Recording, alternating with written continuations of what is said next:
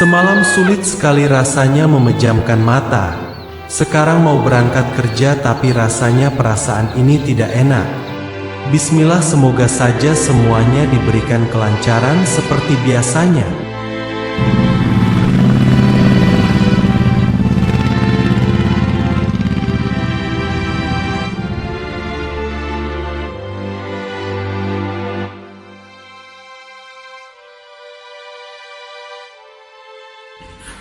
Selamat pagi Bang Bian.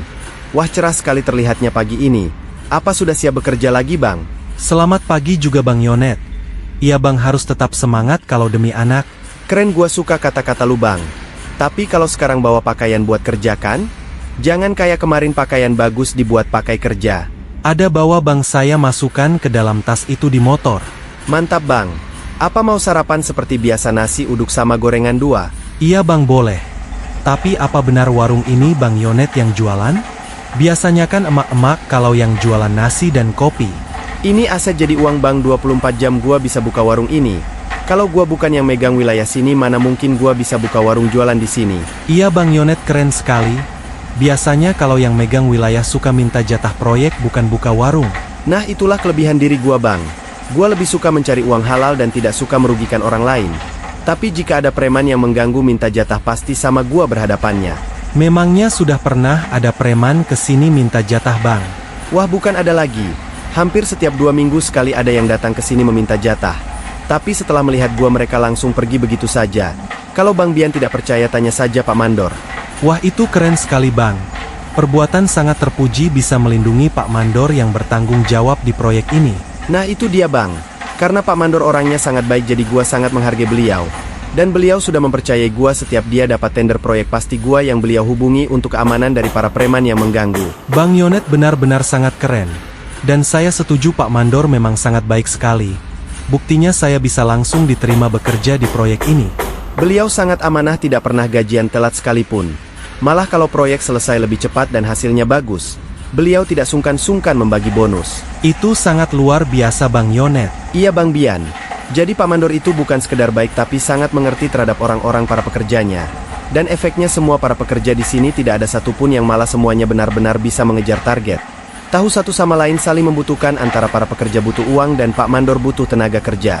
Hidup memang saling keterkaitan satu sama lain Bang Yonet. Dan moga saja saya bisa manjang sampai selesai bekerja di proyek ini. Amin Bang Bian, semoga saja.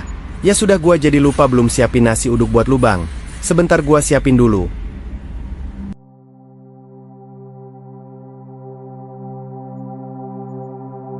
Mas, kenapa tidak pernah mau sarapan di rumah? Aku tidak akan menyentuh masakan dan makanan apapun yang kamu buat. Sampai otak kamu mengerti tidak pernah ada pernikahan di rumah ini. Jika Mas berpikiran seperti itu, jadi untuk apa aku tinggal di rumah ini? Tanyakan saja bapakmu kenapa kamu berada di rumah ini. Atau memang bapakmu tahu karena lebih baik tinggal di rumah mewah dan sejuk ini daripada tinggal di rumah kamu yang sempit dan kecil. Mas selalu menghina keadaan aku dan bapak, tapi aku selalu terus berusaha sabar. Mau sampai kapan Mas seperti ini terus? Sampai otak kamu mikir tinggal di rumah ini tidak ada gunanya sama sekali. Dan satu lagi, aku sudah muak mendengar kamu merengek meminta uang untuk bapakmu yang malas pengangguran itu. Bapak sedang berusaha mencari pekerjaan Mas. Jika bapak butuh uang, sama siapa lagi kalau bukan sama aku, anaknya? Mas sudah syah menjadi suami aku, berarti Mas juga bukan orang lain bagi bapak. Jangan sok mengajarkan aku Yola. Mulai detik ini aku tidak sudi lagi memberi bapakmu uang. Jika kamu tetap ingin memberinya uang, silahkan kamu bekerja cari uang sendiri. Mau kerja apa kek silahkan, aku tidak akan peduli sedikit pun.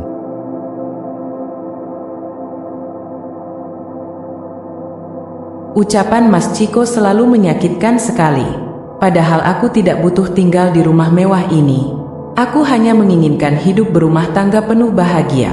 Sekarang aku harus bagaimana sedangkan bapak sedang membutuhkan uang? Apa benar aku harus mencari pekerjaan agar mempunyai uang sendiri?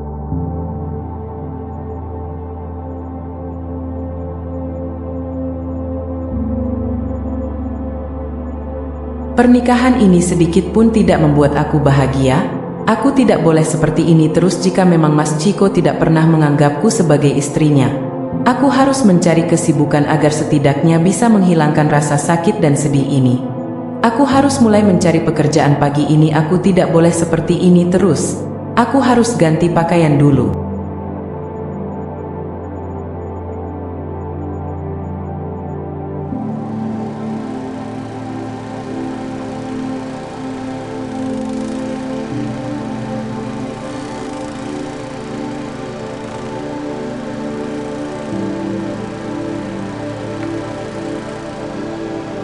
Mulai sekarang aku akan mengikuti apa kemauan Mas Ciko. Jika memang membebaskan aku harus mencari pekerjaan, aku akan mencari pekerjaan pagi ini meski apapun yang akan terjadi.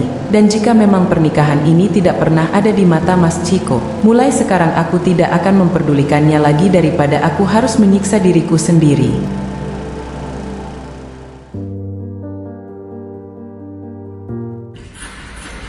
Sepi banget rasanya tidak ada Bang Bian yang sudah mulai kerja. Mana ponsel ikut sepi lagi, tidak ada satupun yang menelpon ampun nasib jomblo.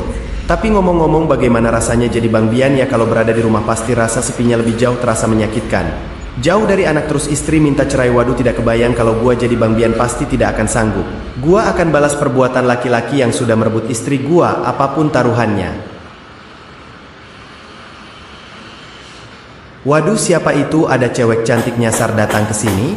Masa ada hantu naik motor jam segini? Kira-kira siapa ya tuh cewek? Baru lihat gua. Selamat pagi, permisi Mas. Iya, selamat pagi. Mbak mau cari siapa? Saya mau bertanya, kalau melamar kerja di pabrik lewat satpam apa lewat orang dalam ya Mas? Oh, Mbak lagi mencari lowongan kerja ternyata. Kalau mau melamar kerja di pabrik tergantung pihak pabriknya Mbak. Ada yang lewat satpam orang dalam, ada juga yang lewat yayasan dan lewat via email juga. Mbak ini dari mana? Oh gitu ya Mas. Rumah saya tidak jauh di sebelah kawasan pabrik ini, tapi saya tidak tahu bagaimana cara melamar kerja di pabrik karena saya jarang keluar rumah. Mbak serius mau kerja di pabrik?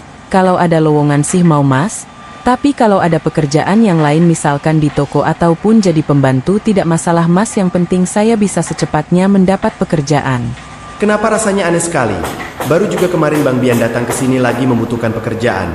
Sekarang Mbak cantik ini juga sama datang ke sini lagi membutuhkan pekerjaan. Kenapa cowok ganteng sama cewek cantik bisa sama kebetulan datang ke sini ya? Mas kenapa diam? Oh iya, maaf. Mbak ini serius kalau kerja apa saja tidak masalah? Iya Mas, yang penting pekerjaan halal. Bagaimana kalau Mbak kerja ke gua jaga warung ini? Bantu-bantu gua menyiapkan makan dan ngopi para pekerja proyek? Kalau kerja di gua kan tidak ribet harus pakai lamaran segala. Hanya tinggal datang kerja dan pulang sudah simpel. Mas serius? Iya, gua serius kalau Mbak mau. Saya serius Mas mau. Oke, mantap kalau Mbak mau. Nanti jam istirahat siang semua para pekerja proyek makan di sini dan gua tidak akan kewalahan kalau Mbak nanti siang bisa mulai kerja di warung gua. Iya Mas, saya siap mulai kerja.